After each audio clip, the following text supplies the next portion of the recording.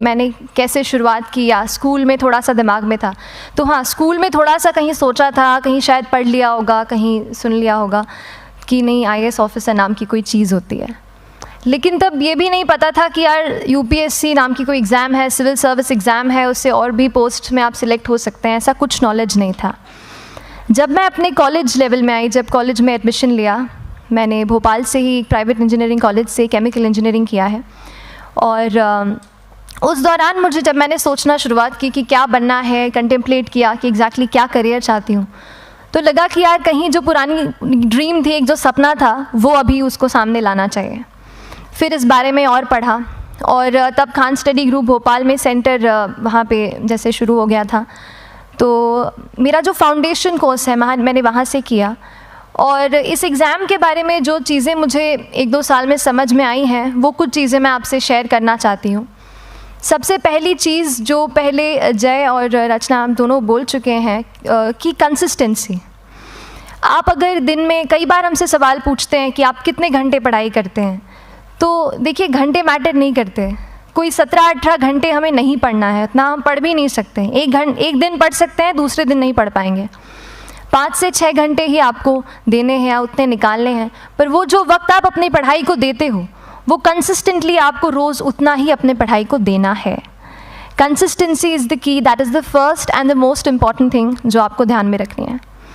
दूसरी चीज़ इस एग्ज़ाम में मुझे लगता है इक्वली इम्पॉर्टेंट है, क्योंकि ये जर्नी लंबी होती है। जैसे एग्ज़ाम ही 1 साल तक चलती है, आप प्रीलिम्स देते हैं, फिर आप मेंस देते हैं, आप इंटरव्यू में जाते हैं पर्सनालिटी टेस्ट के लिए, तो एग्ज़ाम 1 साल तक खुद चलती है। उसके पहले मान लीजिए आप 1-1.5-2 साल पहले से प्रिपेयर कर रहे हो, तो ये जर्नी काफ़ी लंबी रहती है। उस जर्नी में मेंटली अपने आप को मोटिवेट रखना, अपने आप को बूस्ट करते रहना, वो भी इक्वली इम्पॉर्टेंट है। और इसीलिए अपने आप पर भरोसा बेहद ज़रूरी है। You need to have a faith in yourself कि अगर आपने इसमें कदम रखा है, अगर आपने सोचा है कि आप सिविल सर्विस एग्ज़ाम देना चाहते हैं और देंगे, तो आपको ये ठान के उसमें जाना है कि हाँ मैं ये कर सकता या कर सकती हूँ। ये एक अपना मोटिवेशन, अपने साथ एक फेथ, बिलीफ अपने ऊपर आपको हमेशा रखना है। कमिंग टू प्रेपरेशन की कैसे तैयारी करनी है, बहुत सारी बातें आप सुन चुके हैं कि आंसर राइटिंग में कैसे करना होता है, आंसर राइटिंग का स्ट्रक्चर कैसा होना चाहिए। तो मैं शुरू में सबसे पहले ये कहूँगी कि मेरे प्रिपरेशन का बेस 2 चीज़ें रहीं। पहला था करंट अफेयर्स। करंट अफेयर्स इसलिए मैंने उसी से शुरुआत की क्योंकि करंट अफेयर्स सबसे इंटरेस्टिंग पार्ट होता है। कई बार आपको हिस्ट्री कभी बोरिंग लगेगी, कई बार आपको लगेगा ज्योग्राफी इतना, कभी हर किसी के अपने अपने फेवरेट्स होते हैं। तो मुझे वो 2 सब्जेक्ट्स लगते थे कि यार इतना मन नहीं करता है, लेकिन न्यूज़पेपर्स और करंट अफेयर्स में जो भी नया चल रहा है वो मुझे हमेशा इंटरेस्टिंग लगता था। इंटरनेशनल रिलेशंस में क्या हो रहा है, क्या सोशल रियलिटीज़ हैं, कहाँ क्या हुआ, उसका क्या इम्पैक्ट पड़ेगा एडमिनिस्ट्रेशन पे और हमारे कंट्री पे, तो उसको आप अपना एक बेस बना सकते हो।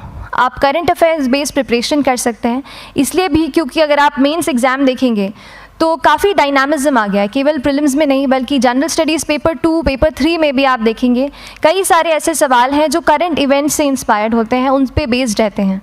तो जब आप न्यूज़पेपर बेस्ड, करंट बेस्ड पढ़ाई करते हैं तो वो आपका प्रिपरेशन वहाँ से भी कवर हो सकता है। दूसरी जो चीज़ मैंने जिस पे बहुत फोकस किया वो थी आंसर राइटिंग। तो आंसर राइटिंग का जैसे खान सर बता रहे थे कि आंसर राइटिंग की प्रैक्टिस बहुत की, तो उसके पीछे मेरा ये था कि जब मैं हमेशा प्रीलिम्स का कोई भी पेपर टेस्ट देती थी, हम मॉक टेस्ट देते हैं, तो मॉक टेस्ट देती थी तो हमेशा मेरे मार्क्स करीब 90 to 110, 120, इससे ऊपर मेरे कभी मार्क्स नहीं जाते थे। तो मुझे हमेशा ये डर था कि यार प्रीलिम्स में कहीं मेरा कुछ, क्योंकि कट ऑफ भी इसी कुछ रेंज में जाता है, तो हमेशा लगता था कि यार कुछ गड़बड़ यहाँ ना हो जाए। लेकिन जब मैंने आंसर राइटिंग की और मेंस एग्ज़ाम के बारे में जाना, तब मुझे लगा कि आंसर राइटिंग एक ऐसी चीज़ है, मेंस एक ऐसा फेज़ है सिविल सर्विस एग्ज़ाम का जहाँ पे आप अच्छे से तैयारी कर सकते हैं। And if you have written the answers, if you know कि you have covered the points well, if you have included उसमें कुछ आपने facts, international reports, government schemes, आपने कुछ ऐसे उसमें सॉल्व भी डाला है, तो जो रिज़ल्ट आएगा वो सेटिस्फैक्ट्री ही आएगा, अच्छा ही आएगा। तो मेंस एक ऐसा पार्ट है जिस पे आप काफ़ी बैंक ऑन कर सकते हो। मैं जब पर्सनालिटी टेस्ट भी मैंने दिया, तो इस बार भी आप नंबर्स देखेंगे तो आसपास की रैंक के हिसाब से मेरे नंबर्स उसमें कम हैं, लेकिन it is just the general studies and the answer writing part, जो मेंस के जो वो है मार्क्स हैं या मेंस का जो एक फैक्टर रहा, वो मेरे लिए सबसे ज़्यादा इंपॉर्टेंट डिसाइडिंग फैक्टर रहा है। तो अपना एक्सपीरियंस यही बताऊंगी कि आंसर राइटिंग पे आप विशेष फोकस कीजिए। जैसा स्ट्रक्चर आपको बता ही चुके हैं कि इंट्रोडक्शन में कैसे आपको शॉर्ट रखना है, बॉडी एंड देन कंक्लूजन, उसमें छोटी चीज़ जैसे मैं अभी मेंशन कर रही थी, आप एक इंश्योर कीजिए कि देखिए जो भी एग्जामिनर आपकी कॉपी चेक कर रहे हैं वो दिन में 10, 15, 20 कॉपीज़ चेक कर रहे हैं, तो उन सब से आपको अलग कैसे आप अपनी कॉपी दिखा सकते हो, ये चीज़ आपका प्रेजेंटेशन और आप जिस तरीके से आंसर लिखते हो कंटेंट को, वो मैटर करेगा। आप इंश्योर कर सकते हैं कि आपके आंसर में कुछ फैक्ट्स, गवर्नमेंट की स्कीम्स, कुछ कमिटीज़ बैठती हैं, जैसे एक प्रिवेसी पे जस्टिस BN श्रीकृष्णा कमेटी की रिपोर्ट आई है, तो आप मान लीजिए आपको कोई प्रिवेसी पे सवाल आ गया तो आपने उन कमेटी का नाम कोट कर दिया। ऐसे बहुत सारी कमिटीज़ होती हैं। कुछ इंटरनेशनल रिपोर्ट्स आते हैं, वो आप उनको इनके बारे में लिख सकते हैं।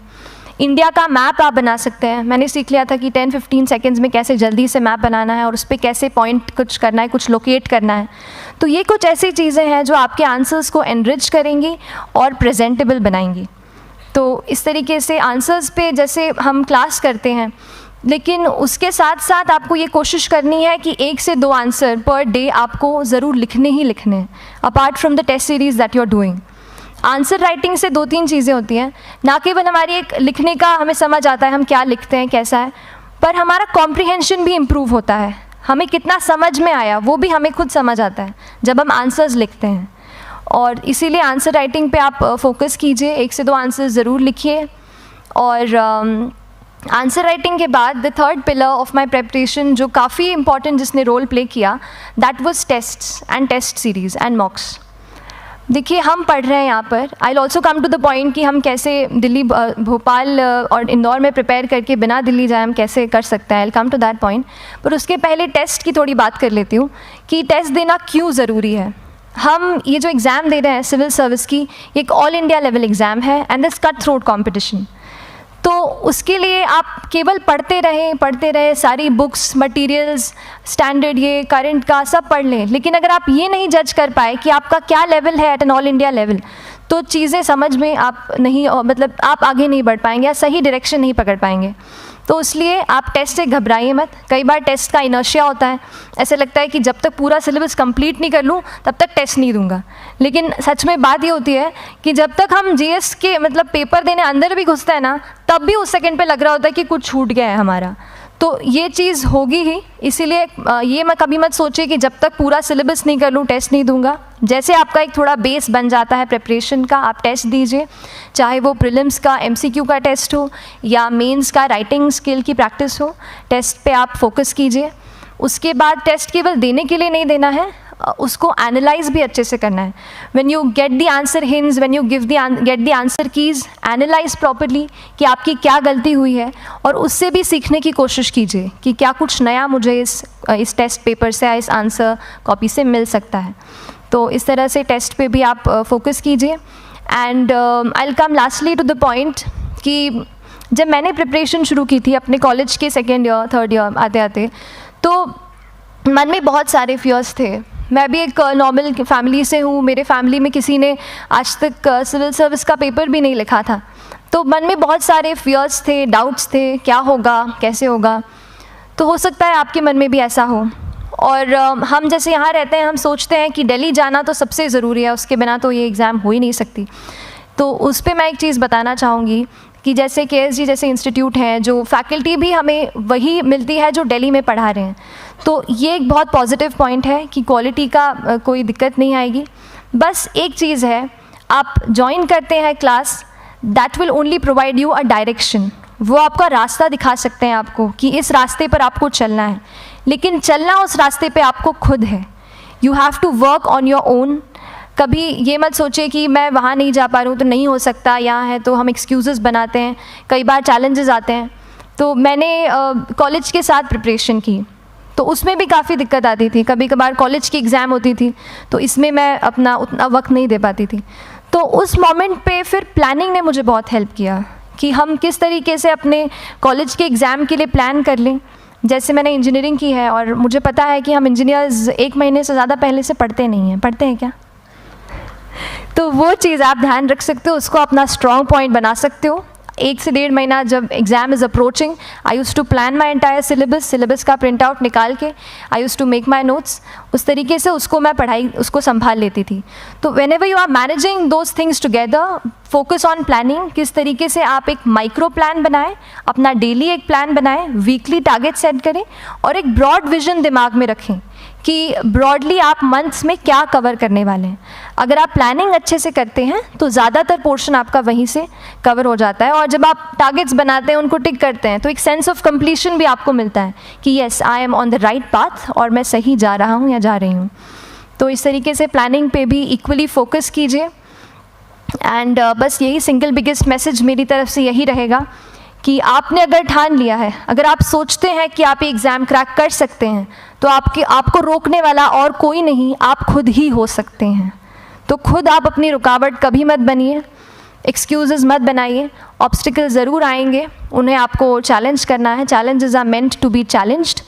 तो सही तरीके से अपने ऑब्स्टिकल्स को हैंडल कीजिए, और इस एग्ज़ाम में अगर आप सही स्ट्रैटेजी रखते हैं तो आप अपने एक अटैम्प्ट में ही इसको क्रैक कर सकते हैं। एंड एनीवेज आप जो भी अटैम्प्ट नेक्स्ट रखते हैं, दिल में यही रखिएगा कि जो ये मेरा नेक्स्ट अटैम्प्ट होने वाला है, ये मेरा बेस्ट अटैम्प्ट होने वाला है। कभी भी इस एग्ज़ाम को हाफ हार्टेडली मत दीजिए कि चलो देख के देखता हूँ कैसा है पैटर्न का एग्ज़ाम का। अगर एग्ज़ाम का पैटर्न देखना है ना, तो घर पे 3 घंटा टाइम लगा के एग्ज़ाम दे दो, बस केवल पैटर्न देखने के लिए एग्ज़ाम अटैम्प्ट मत कीजिए। जब आप एग्ज़ामिनेशन हॉल में जा रहे हैं या कोई अटैम्प्ट आपने सेट किया है, तो अपना सब कुछ उस एग्ज़ाम को दीजिए, अपना टाइम, एनर्जी, फोकस, जितना भी करेक्ट आप उसमें पॉजिटिविटी डाल सकते हैं उसको दीजिए, एंड पूरी तैयारी के साथ ही इस पेपर को दीजिए, and I am sure that you will succeed. So till then, all the very best to you and good luck. Thank you so much.